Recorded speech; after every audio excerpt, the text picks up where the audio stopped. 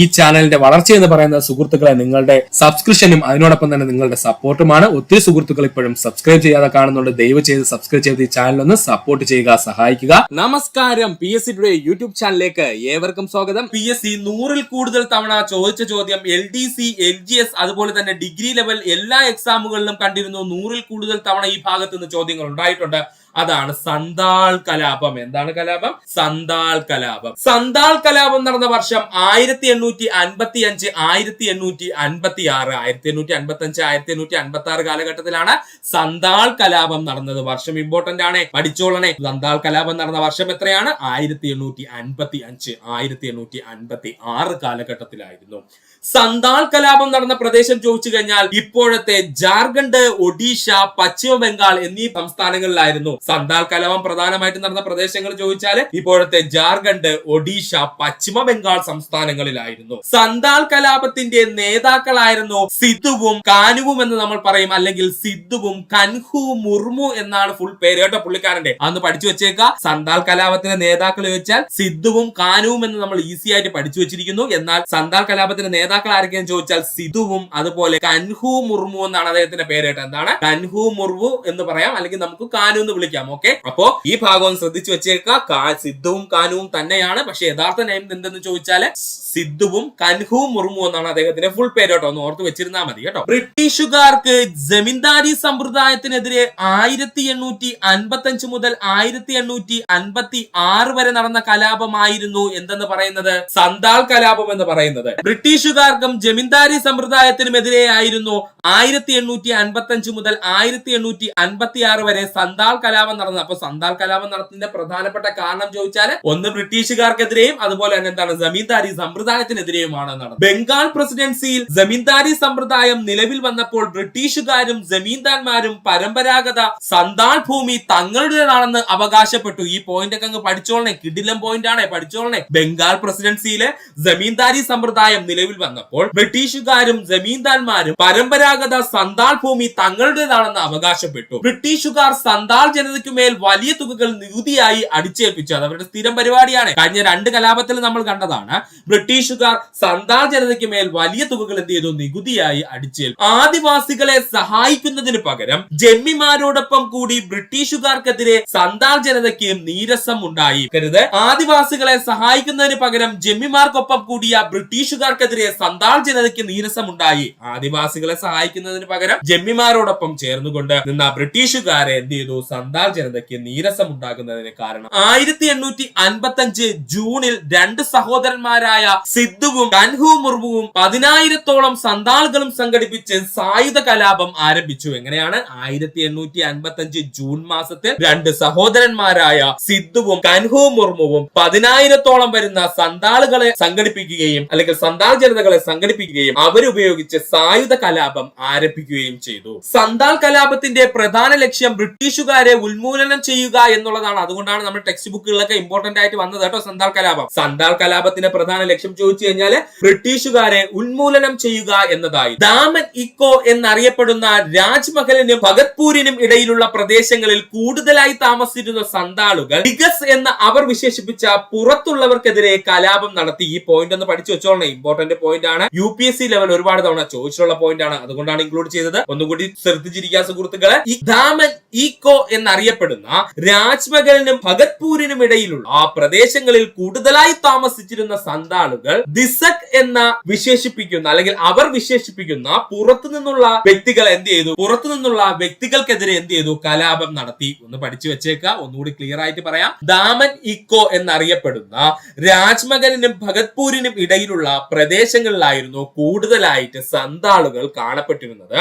ഈ സന്താൾ ജനത പുറത്തു നിന്നുള്ളവരെ ദിഗസ് എന്ന പേരിലാണ് വിളിച്ചിരുന്നത്. ഇവർക്കെതിരെ സന്താളുകൾ എന്ത് ചെയ്തു? കലാപം നടത്തി. 2 നേതാക്കളെയും, അതായത് സിദ്ധുവിനെയും കൻഹുവിനെയും എന്ന് പറയുന്ന 2 നേതാക്കളെയും 20,000-ഓളം വരുന്ന സന്താൾ ജനതയെയും കൊന്നൊടുക്കിക്കൊണ്ട് ബ്രിട്ടീഷുകാർ കലാപം അടിച്ചമർത്തി. അപ്പോ ഒന്ന് ആലോചിക്കുക, എത്ര വലിയൊരു കലാപമായിരുന്നു എന്ന് സുഹൃത്തുക്കൾ ഓർക്കുക. സിദ്ധുവിനെയും കൻഹുവിനെയും അല്ലെങ്കിൽ നമ്മുടെ കാനുവിനെയും എന്ത് ചെയ്തു? വെടിവെച്ച് കൊല്ലുകയും അതിനോടൊപ്പം തന്നെ 20,000-ഓളം വരുന്ന സന്താൾ ജനതയെ എന്ത് ചെയ്തു? കൊന്നൊടുക്കിക്കൊണ്ട് ബ്രിട്ടീഷുകാർ എന്ത് ചെയ്തു? സന്താൾ കലാപം അടിച്ചമർത്തി. അപ്പോ ഇത്രയും ഭാഗം വ്യക്തമായിട്ട് സുഹൃത്തുക്കൾ പഠിക്കുക. അടുത്തതായി നമുക്ക് പഠിക്കേണ്ടതാണ് തൃപ്പടിദാനം.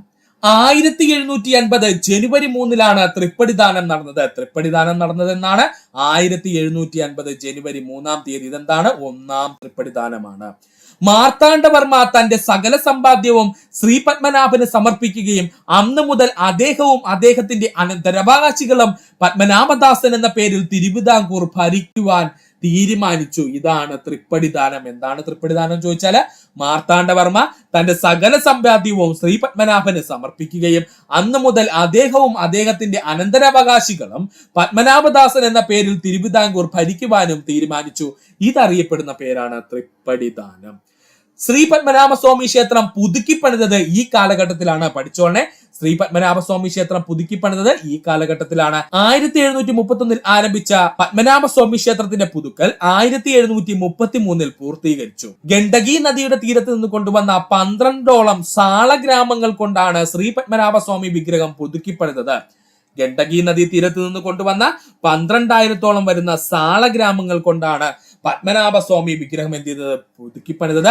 സാളഗ്രാമങ്ങൾ എന്ന് പറഞ്ഞാൽ വേറെ ഒന്നുമില്ല സുഹൃത്തുക്കളെ, ഫോസിൽസ് ഉണ്ടല്ലോ, നമ്മുടെ ഫോസിൽസ്, ആ ഫോസിൽസ് അടങ്ങിയിരിക്കുന്ന പ്രത്യേക ഷേപ്പിലുള്ള കല്ലുകളെയാണ് സാളഗ്രാമങ്ങൾ എന്ന പേരിൽ അറിയപ്പെടുന്നത്. ഇങ്ങനെ വരുന്ന 12,000ഓളം സാളഗ്രാമങ്ങൾ കൊണ്ടാണ് ശ്രീ പത്മനാഭസ്വാമി വിഗ്രഹം പുതുക്കിപ്പണിതത്.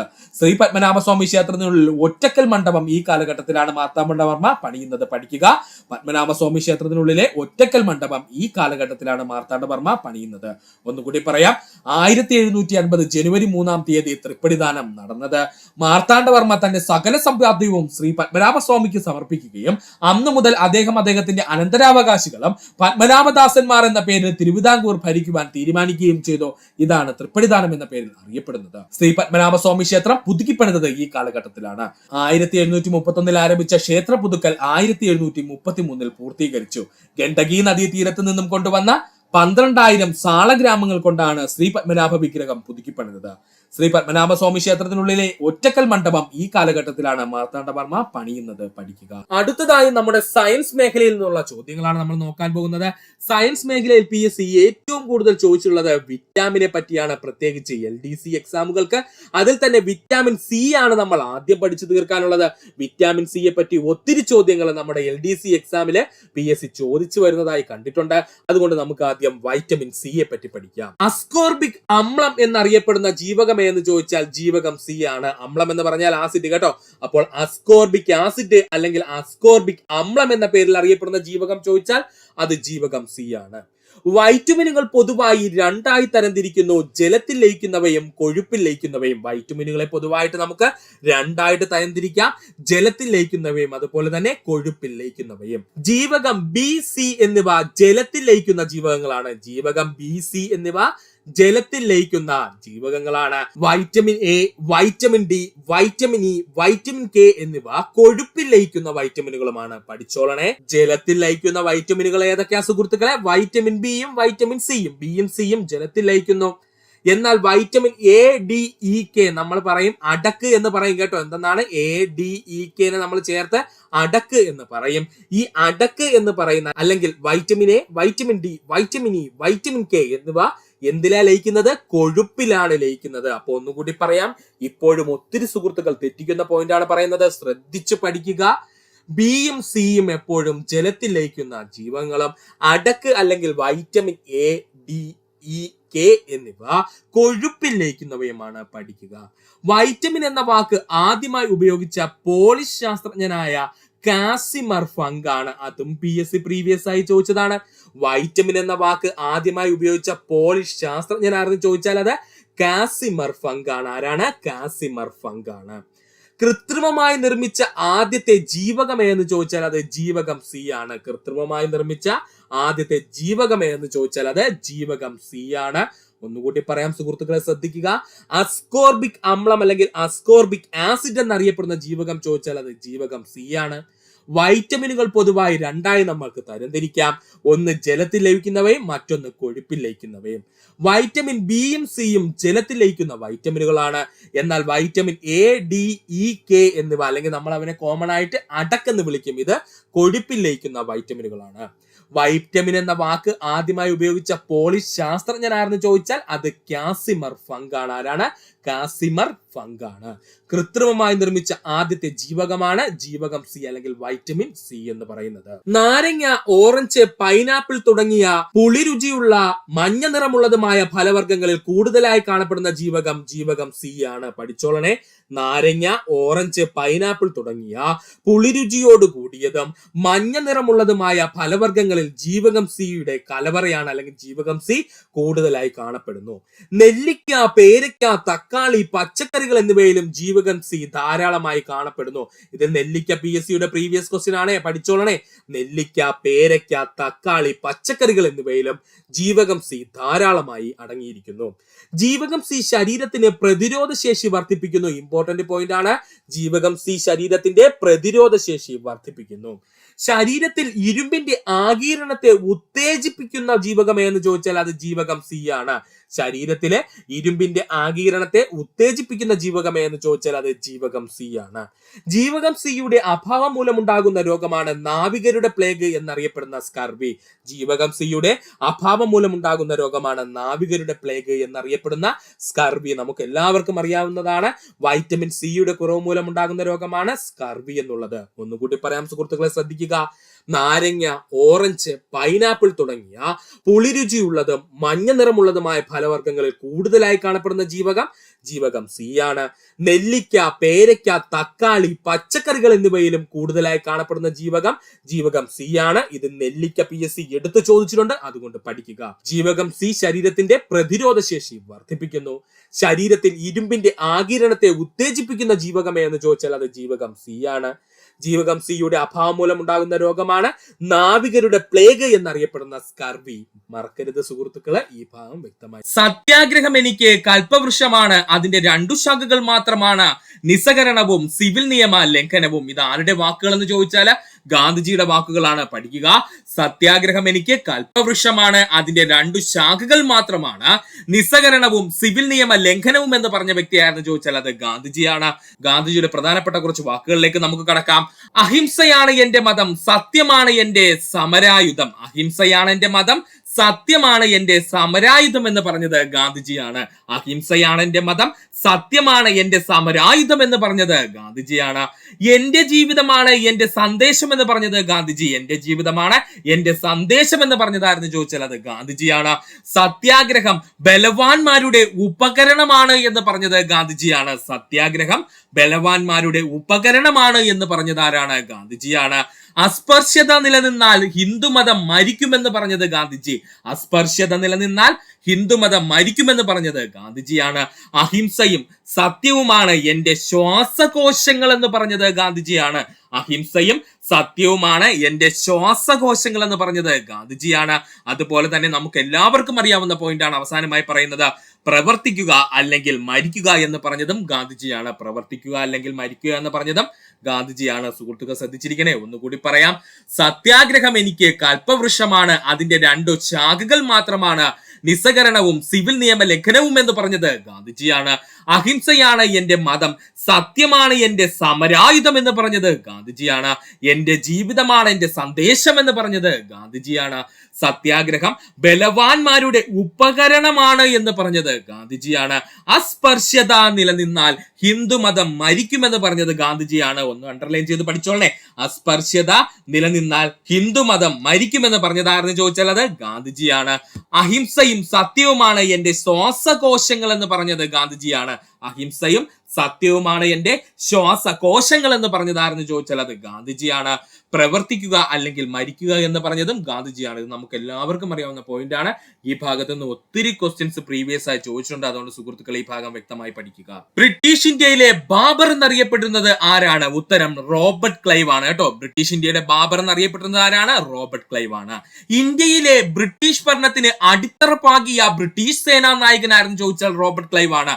ഇന്ത്യയിൽ ബ്രിട്ടീഷ് ഭരണത്തിന് അടിത്തറ പാകിയ ബ്രിട്ടീഷ് സേനാ നായകനായിരുന്നു ചോദിച്ചാൽ അത് റോബർട്ട് ക്ലൈവ് ആണ്. ബംഗാളിലെ ആദ്യത്തെ ബ്രിട്ടീഷ് ഗവർണർ ആയിരുന്നു ചോദിച്ചാൽ റോബർട്ട് ക്ലൈവ് ആണ്. ബംഗാളിലെ ആദ്യത്തെ ബ്രിട്ടീഷ് ഗവർണർ ആയിരുന്നു ചോദിച്ചാൽ അത് റോബർട്ട് ക്ലൈവ് ആണ്. ബംഗാളിൽ ദ്വിഭരണം ഏർപ്പെടുത്തിയ ഭരണാധികാരിയായിരുന്നു ചോദിച്ചു കഴിഞ്ഞാൽ അത് റോബർട്ട് ക്ലൈവ് ആണ്. പഠിച്ചോളണേ. ബംഗാളിലെ ദ്വിഭരണം ഏർപ്പെടുത്തിയ ഭരണാധികാരി ആര് എന്ന് ചോദിച്ചാൽ അത് റോബർട്ട് ക്ലൈവ് ആണ്. പഠിക്കുക. എനിക്ക് 2000 പട്ടാളക്കാരെ അയച്ചു തരിക, ഞാൻ ഭാരതം പിടിച്ചെടുക്കാമെന്ന് പ്രഖ്യാപിച്ച വ്യക്തി റോബർട്ട് ക്ലൈവ്? പ്രീവിയസ് ചോദ്യമാണ്. എനിക്ക് 2000 പട്ടാളക്കാരെ അയച്ചു തരിക, ഞാൻ ഭാരതം പിടിച്ചെടുക്കാമെന്ന് പ്രഖ്യാപിച്ച വ്യക്തി റോബർട്ട് ക്ലൈവ് ആണ്. 2 തവണ ബംഗാളിന്റെ ഗവർണർ ആയിരുന്ന വ്യക്തി റോബർട്ട് ക്ലൈവ്. 2 തവണ ബംഗാളിന്റെ ഗവർണർ ആയിരുന്ന വ്യക്തിയായിരുന്നു ചോദിച്ചാൽ അത് റോബർട്ട് ക്ലൈവ് ആണ്. ബക്സാർ യുദ്ധത്തിന്റെ ഭാഗമായി അലഹബാദ് ഉടമ്പടിയിൽ 1765 ഒപ്പുവെച്ച ഭരണാധികാരി റോബർട്ട് ക്ലൈവ്. പഠിച്ചോളണേ, ബക്സാർ യുദ്ധത്തിന്റെ ഭാഗമായി അലഹബാദ് ഉടമ്പടിയിൽ 1765 ഒപ്പുവെച്ച ഭരണാധികാരി ആര് എന്ന് ചോദിച്ചാൽ അത് റോബർട്ട് ക്ലൈവ് ആണ്. ഒന്നുകൂടി പറയാം സുഹൃത്തുക്കളെ, ശ്രദ്ധിച്ചിരിക്കുക. ബ്രിട്ടീഷ് ഇന്ത്യയിലെ ബാബർ എന്നറിയപ്പെടുന്നത് ആരെന്ന് ചോദിച്ചാൽ അത് റോബർട്ട് ക്ലൈവ് ആണ്. ഇന്ത്യയിലെ ബ്രിട്ടീഷ് ഭരണത്തിന് അടിത്തറയിട്ട ബ്രിട്ടീഷ് സേനാ നായകൻ ആരെന്ന് ചോദിച്ചാൽ റോബർട്ട് ക്ലൈവ് ആണ്. അതുകൊണ്ടാണ് റോബർട്ട് ക്ലൈവിനെ ബ്രിട്ടീഷ് ഇന്ത്യയുടെ ബാബർ എന്ന് അറിയപ്പെടുന്നത്. ബംഗാളിലെ ആദ്യത്തെ ബ്രിട്ടീഷ് ഗവർണർ ആരെന്ന് ചോദിച്ചാൽ അത് റോബർട്ട് ക്ലൈവ് ആണ്. ബംഗാളിൽ ദ്വിഭരണം ഏർപ്പെടുത്തിയ ഭരണാധികാരി റോബർട്ട് ക്ലൈവ് ആണ്. പ്രീവിയസ് ക്വസ്റ്റ്യൻ ആണ്, ഒന്നുകൂടി പറയാം. ബംഗാളിലെ ദ്വിഭരണം ഏർപ്പെടുത്തിയ ഭരണാധികാരി ആരെന്ന് ചോദിച്ചാൽ അത് റോബർട്ട് ക്ലൈവ് ആണ്. എനിക്ക് 2000 പട്ടാളക്കാരെ അയച്ചു തരിക, ഞാൻ ഭാരതം പിടിച്ചെടുക്കാമെന്ന് പ്രഖ്യാപിച്ച വ്യക്തി റോബർട്ട് ക്ലൈവ് ആണ്. ഇത് പ്രീവിയസ് ചോദ്യമാണ്, ഒന്നുകൂടി പറയാൻ ശ്രദ്ധിക്കുക. എനിക്ക് 2000 പട്ടാളക്കാരെ അയച്ചു തരിക, ഞാൻ ഭാരതം പിടിച്ചെടുക്കാമെന്ന് പ്രഖ്യാപിച്ച വ്യക്തിയാണെന്ന് ചോദിച്ചാൽ അത് റോബർട്ട് ക്ലൈവ് ആണ്. 2 തവണ ബംഗാൾ ഗവർണർ ആയിരുന്ന വ്യക്തിയാണെന്ന് ചോദിച്ചാൽ റോബർട്ട് ക്ലൈവ് ആണ്. 2 തവണ ബംഗാൾ ഗവർണർ ആയിരുന്ന വ്യക്തിയാണെന്ന് ചോദിച്ചാൽ അത് റോബർട്ട് ക്ലൈവ് ആണ്. ബക്സാർ യുദ്ധത്തിന്റെ ഭാഗമായി അലഹബാദ് ഉടമ്പടിയിൽ 1765 ഒപ്പുവെച്ച ഭരണാധികാരി റോബർട്ട് ക്ലൈവ് ആണ്. പഠിച്ചോളണേ, ബക്സാർ യുദ്ധത്തിന്റെ ഭാഗമായിട്ട് അലഹബാദ് ഉടമ്പടിയിൽ 1765 ഒപ്പുവെച്ച ഭരണാധികാരി ആര് എന്ന് ചോദിച്ചാൽ അത് റോബർട്ട് ക്ലൈവ് ആണ്. ഭൂമിയിൽ ലഭിക്കുന്ന ഫോസിൽ ഇന്ധനങ്ങളിൽ ഏറ്റവും കൂടുതൽ കൽക്കരിയാണ്. പഠിക്കുക, ഭൂമിയിൽ ലഭിക്കുന്ന ഫോസിൽ ഇന്ധനങ്ങളിൽ ഏറ്റവും കൂടുതലുള്ളത് ആരാണ്? കൽക്കരിയാണ്. ഇന്ത്യയിൽ ഏറ്റവും കൂടുതൽ കൽക്കരി ഉൽപ്പാദിപ്പിക്കുന്ന സംസ്ഥാനം ജാർഖണ്ഡ് ആണ്. പഠിച്ചു വെച്ചോളണേ, 2024 കണക്ക് പ്രകാരമാണ് കേട്ടോ. 2024 കണക്ക് പ്രകാരമാണ് പറഞ്ഞത്. പഴയ ടെക്സ്റ്റ് ബുക്കുകളൊക്കെ എടുത്ത് നോക്കിക്കഴിഞ്ഞാൽ ഛത്തീസ്ഗഡ് കാണും. ഉത്തരം ശരിയല്ല. ഇന്ത്യയിൽ ഏറ്റവും കൂടുതൽ കൽക്കരി ഉൽപ്പാദിപ്പിക്കുന്ന സംസ്ഥാനം ചോദിച്ചാൽ ഇപ്പോഴാരാണ്? ജാർഖണ്ഡ് ആണ്. 2ാം സ്ഥാനം ഒഡീഷ. 2ാം സ്ഥാനം ആരാണ്? ഒഡീഷ. 3ാം സ്ഥാനമാണ് ഇപ്പോൾ ഛത്തീസ്ഗഡ്. 4ാം സ്ഥാനം ബംഗാള്. പഠിച്ചു വെക്കുക, ഇന്ത്യയിൽ ഏറ്റവും കൂടുതൽ കൽക്കരി ഉൽപ്പാദിപ്പിക്കുന്ന സംസ്ഥാനം ചോദിച്ചാൽ അത് ജാർഖണ്ഡ് ആണ്. 2024 കണക്ക് പ്രകാരമാണ് നമ്മൾ ഇത് പറഞ്ഞത്. 2ാം സ്ഥാനം ഒഡീഷ, 3ാം സ്ഥാനം ഛത്തീസ്ഗഡ്, 4ാം സ്ഥാനം ബംഗാളാണ്. ഇന്ത്യയുടെ കൽക്കരി ഹൃദയം എന്നറിയപ്പെടുന്ന സംസ്ഥാനം ജാർഖണ്ഡ് ആണ്. പഠിച്ചു വെച്ചോളണേ, ഇന്ത്യയുടെ കൽക്കരി ഹൃദയം എന്നറിയപ്പെടുന്ന സംസ്ഥാനം ചോദിച്ചാൽ അത് ജാർഖണ്ഡ് ആണ്. ഇന്ത്യയുടെ ധാതു സംസ്ഥാനം എന്നറിയപ്പെടുന്നത് ജാർഖണ്ഡ്. ഇന്ത്യയുടെ കൽക്കരി ഹൃദയം എന്നറിയപ്പെടുന്ന സംസ്ഥാനം ജാർഖണ്ഡ്. ഇന്ത്യയുടെ ധാതു സംസ്ഥാനം എന്നറിയപ്പെടുന്നത് ജാർഖണ്ഡ് ആണ്. ഇന്ത്യയിൽ വൈദ്യുത ഉൽപാദനത്തിന് ഏറ്റവും കൂടുതൽ ഉപയോഗിക്കുന്ന ഇന്ധനം ചോദിച്ചു കഴിഞ്ഞാൽ അത് കൽക്കരിയാണ്. ഇന്ത്യയിലെ വൈദ്യുത ഉൽപാദനത്തിന് ഏറ്റവും കൂടുതൽ ഉപയോഗിക്കുന്ന ഇന്ധനം ചോദിച്ചു കഴിഞ്ഞാൽ കൽക്കരിയാണ്. അത് എന്തുകൊണ്ടാണെന്ന് ചോദിച്ചാൽ ഇന്ത്യയിൽ ഏറ്റവും കൂടുതൽ ഉൽപ്പാദിപ്പിക്കുന്നത് താപവൈദ്യുതിയാണ്. അതുകൊണ്ട് തന്നെ ഇന്ത്യയിൽ വൈദ്യുത ഉൽപാദനത്തിന് ഏറ്റവും കൂടുതൽ ഉപയോഗിക്കുന്ന ഇന്ധനം ചോദിച്ചു കഴിഞ്ഞാൽ അത് കൽക്കരിയാണ്. ഇനി നമുക്ക് ഇന്ത്യയിലെ പ്രധാനപ്പെട്ട കൽക്കരി പാഠങ്ങൾ പഠിക്കണം. നമ്മുടെ ടെക്സ്റ്റ് ബുക്കിൽ കൃത്യമായി പറഞ്ഞിരിക്കുന്ന പോയിന്റ്സ് ആണ് ഇതെല്ലാം. അതുകൊണ്ട് വ്യക്തമായിട്ട് പഠിക്കുക. ജാറിയ ജാർഖണ്ഡ്, പഠിക്കാൻ ഒരു ബുദ്ധിമുട്ടില്ലല്ലോ. ജാറിയ ജാർഖണ്ഡ്. റാണിഗഞ്ച് ബംഗാള്. റാണിഗഞ്ച് എവിടെയാ സ്ഥിതി ചെയ്യുന്ന സുഹൃത്തുക്കളെ? ബംഗാള്. കോർബ കൽക്കരിപ്പാടം ഛത്തീസ്ഗഡ്. കോർബ കൽക്കരിപ്പാടം ഛത്തീസ്ഗഡ്. ഹിംഗിരി ഒഡീഷ. ഹിംഗിരി ഒഡീഷ. നെയ്വേലി തമിഴ്നാട്. നമുക്ക് എല്ലാവർക്കും അറിയാവുന്ന പോയിന്റും PSCയുടെ പ്രീവിയസ് ക്വസ്റ്റ്യനുമാണ്. നെയ്വേലി തമിഴ്നാട്. കമ്പത് മഹാരാഷ്ട്ര. കമ്പത് എവിടെയാണ്? Maharashtra. Lasso Assam. Lasso Assam. Lasso Assam, പഠിക്കാൻ ബുദ്ധിമുട്ടില്ലല്ലോ. ലെസോ ആസാം. ധാരൻഗിരി മേഘാലയ. ധാരൻഗിരി എവിടെയാണ്? മേഘാലയ. കോതകുണ്ഠം അതുപോലെ തന്നെ സിംഹരേണി തെലുങ്കാന. ഇത് രണ്ടും PSC 50ൽ കൂടുതൽ തവണ റിപ്പീറ്റ് ആയി ചോദിച്ച ചോദ്യമാണ്. കോതകുണ്ഠവും അതുപോലെ തന്നെ സിംഹരേണിയും തെലുങ്കാനയാണ്. ഇനി സിംഗ്രൗലിയും സോഹൻപൂറും മധ്യപ്രദേശാണ്. സിംഗ്രൗലിയും സോഹൻപൂറും എവിടെയാണ്? മധ്യപ്രദേശാണ്. ഇതും 50ൽ കൂടുതൽ തവണ ചോദിച്ച ചോദ്യമാണ്. ഇതിൽ സിംഹരേണി നല്ലോലെ പഠിച്ചോളണേ, തെലുങ്കാന. അതുപോലെ തന്നെ സിംഗ്രൗലി പഠിച്ചോളണം, എവിടെയാണത്? മധ്യപ്രദേശ്. ഇത് രണ്ടും PSC ചോദിച്ചിട്ട് ഓപ്ഷൻ അത് തെലുങ്കാനയും മധ്യപ്രദേശും തന്നിരിക്കും. കൺഫ്യൂഷൻ ഉണ്ടാകും, അതുകൊണ്ട് വ്യക്തമായി പഠിക്കുക.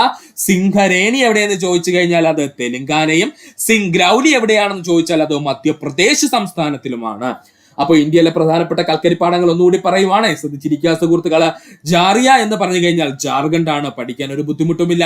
റാണിഗഞ്ച് ബംഗാള്, കോർബ ഛത്തീസ്ഗഡ്, ഹിംഗിരി ഒഡീഷ, നെയ്വേലി തമിഴ്നാട്, കമ്പത്ത് മഹാരാഷ്ട്ര, ലെസോ ആസാം, താരൺഗിരി മേഘാലയ, കോതകുണ്ടവും സിംഹരേണിയും തെലുങ്കാന, സിംഗ്രൌലി ആണെങ്കിൽ അത് മധ്യപ്രദേശ്, സോഹൻപൂർ ആണെങ്കിൽ അത് എവിടെയാണ്, മധ്യപ്രദേശ്. ഇത്രയും ഭാഗം സുഹൃത്തുക്കളെ പഠിച്ചു വെച്ചിരിക്കുക. അടുത്തതാണ് ബഹിരാകാശ വാരം എന്തെന്നുള്ളത്. ബഹിരാകാശ വാരം എന്തെന്നുള്ളതാണ് നമ്മൾ നോക്കാൻ പോകുന്നത്.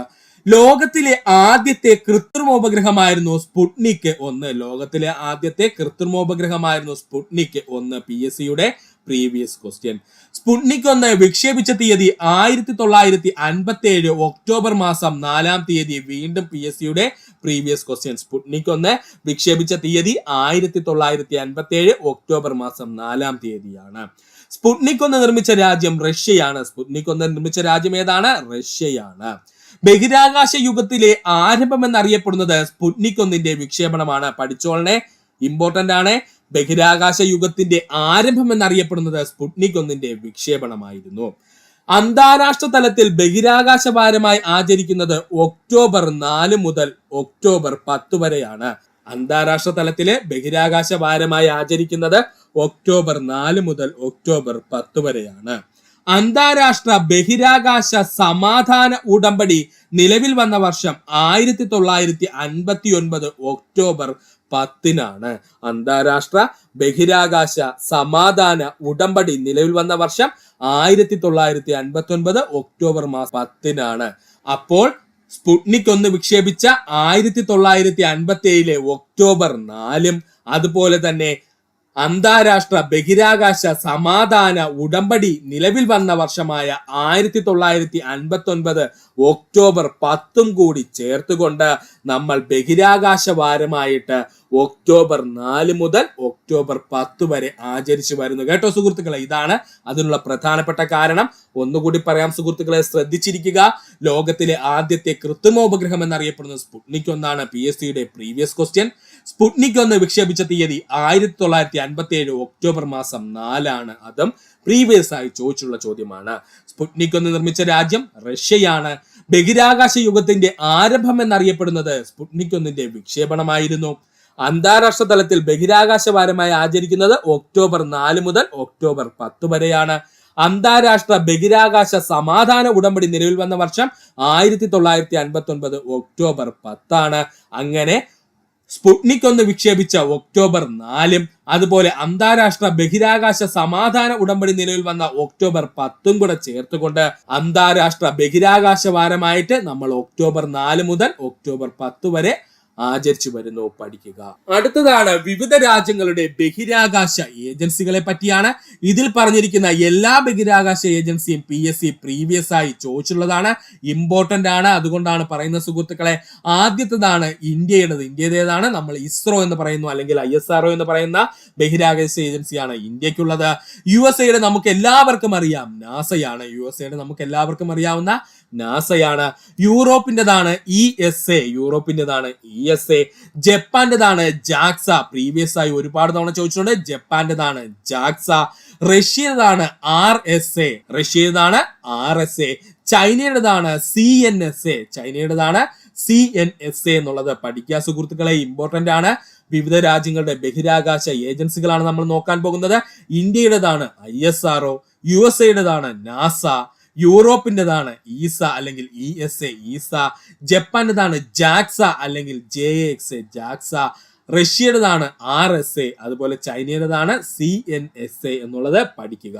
ഇന്ത്യയുടെ ബഹിരാകാശ ഏജൻസിയാണ് ISRO, അല്ലെങ്കിൽ അവനെ നമ്മൾ വിളിക്കുന്ന പേരാണ് ഇന്ത്യൻ സ്പേസ് റിസർച്ച് ഓർഗനൈസേഷൻ എന്നുള്ളത്, അല്ലെ സുഹൃത്തുക്കളെ. ഇന്ത്യയുടെ ബഹിരാകാശ ഏജൻസിയാണ് ISRO.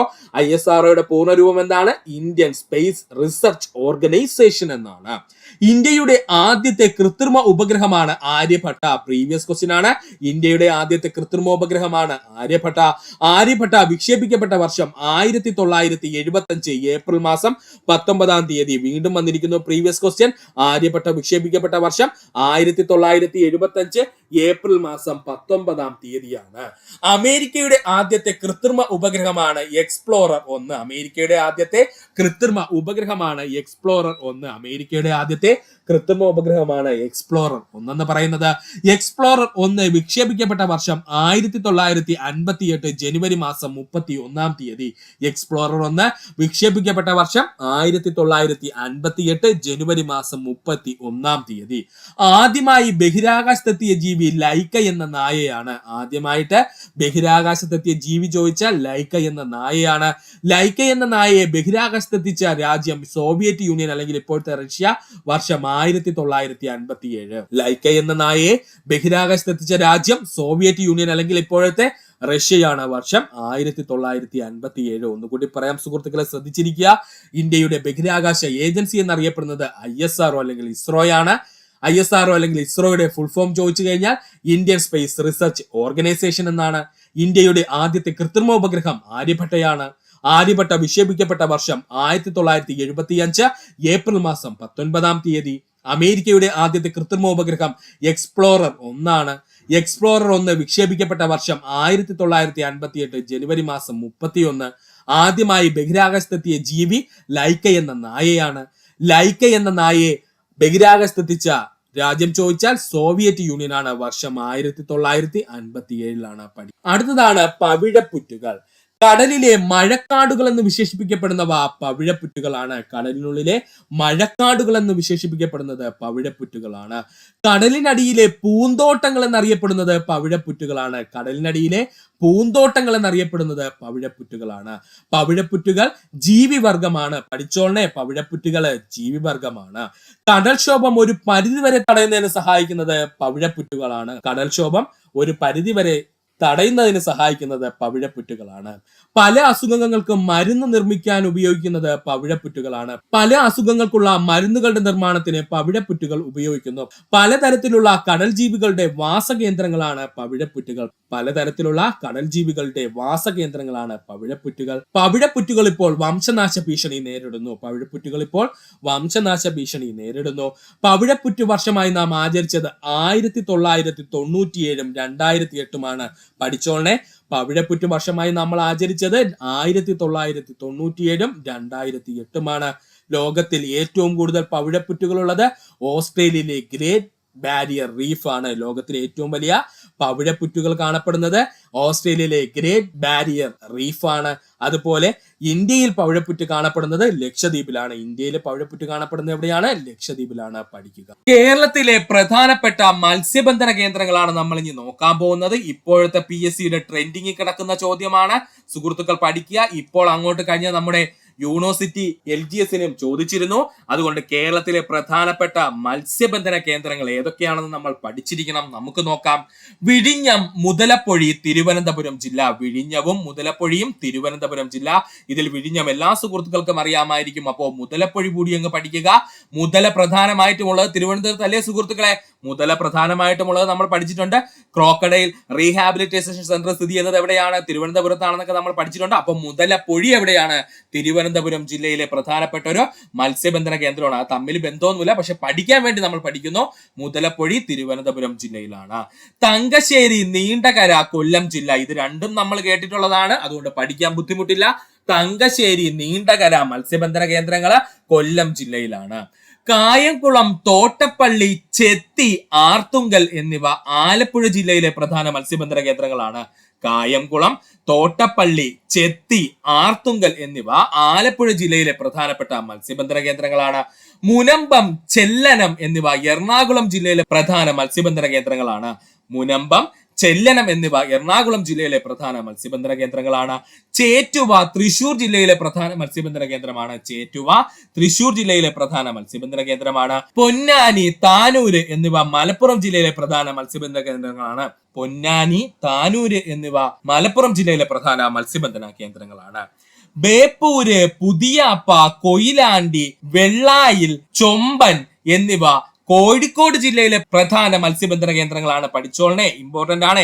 ബേപ്പൂര്, പുതിയാപ്പ, കൊയിലാണ്ടി, വെള്ളയിൽ, അതുപോലെ ചൊമ്പൻ എന്നിവയൊക്കെ കോഴിക്കോട് ജില്ലയിലെ പ്രധാന മത്സ്യബന്ധന കേന്ദ്രങ്ങളാണ്. അഴീക്കല് കണ്ണൂർ ജില്ലയിലെ മത്സ്യബന്ധന കേന്ദ്രമാണ്. അഴീക്കല് കണ്ണൂർ ജില്ലയിലെ പ്രധാന മത്സ്യബന്ധന കേന്ദ്രമാണ്. അതുപോലെ തന്നെ ചെറുവന്തൂരും മഞ്ചേശ്വരവും കാസർഗോഡ് ജില്ലയിലെ പ്രധാന മത്സ്യബന്ധന കേന്ദ്രങ്ങളാണ്. ചെറുവന്തൂരും മഞ്ചേശ്വരവും പ്രധാനപ്പെട്ട കാസർഗോഡ് ജില്ലയിലെ മത്സ്യബന്ധന കേന്ദ്രങ്ങളാണ്. ഒന്നുകൂടി പറയാൻ സുഹൃത്തുക്കളെ, ഇത് വളരെ വളരെ ഇമ്പോർട്ടന്റ് ആയിട്ടുള്ള പോയിന്റ് ആണ് പറയുന്നത്. കേരളത്തിലെ പ്രധാനപ്പെട്ട മത്സ്യബന്ധന കേന്ദ്രങ്ങളാണ് നമ്മൾ പറഞ്ഞുകൊണ്ടിരുന്നത്. തിരുവനന്തപുരം ജില്ലയിലെ പ്രധാനപ്പെട്ട മത്സ്യബന്ധന കേന്ദ്രങ്ങളാണ് വിഴിഞ്ഞവും മുതലപ്പൊഴിയും. കൊല്ലം ജില്ലയിലെ പ്രധാന മത്സ്യബന്ധന കേന്ദ്രങ്ങളാണ് തങ്കശ്ശേരിയും അതുപോലെ നീണ്ടകരയും. ആലപ്പുഴ ജില്ലയിലെ പ്രധാന മത്സ്യബന്ധന കേന്ദ്രങ്ങളാണ് കായംകുളം, തോട്ടപ്പള്ളി, ചെത്തി, അർത്തുങ്കൽ എന്നിവ. അതുപോലെ എറണാകുളം ജില്ലയിലെ പ്രധാനപ്പെട്ട മത്സ്യബന്ധന കേന്ദ്രങ്ങളാണ് മുനമ്പവും ചെല്ലനവും. അതുപോലെ തൃശൂർ ജില്ലയിലെ പ്രധാനപ്പെട്ട മത്സ്യബന്ധന കേന്ദ്രമാണ് ചേറ്റുവ. മലപ്പുറം ജില്ലയിലെ പ്രധാന മത്സ്യബന്ധന കേന്ദ്രമാണ് പൊന്നാനിയും താനൂരും. കോഴിക്കോട് ജില്ലയിലെ പ്രധാനപ്പെട്ട മത്സ്യബന്ധന കേന്ദ്രങ്ങളാണ് ബേപ്പൂർ, പുതിയാപ്പ, കൊയിലാണ്ടി, വെള്ളായിൽ, ചൊമ്പൻ. ഒന്നുകൂടി പറയുവാണേ, കോഴിക്കോട് ജില്ലയിലെ പ്രധാനപ്പെട്ട മത്സ്യബന്ധന കേന്ദ്രങ്ങൾ ചോദിച്ചാല് ബേപ്പൂര്, പുതിയാപ്പ, കൊയിലാണ്ടി, വെള്ളായിൽ, ചൊമ്പൻ എന്നിവയാണ്.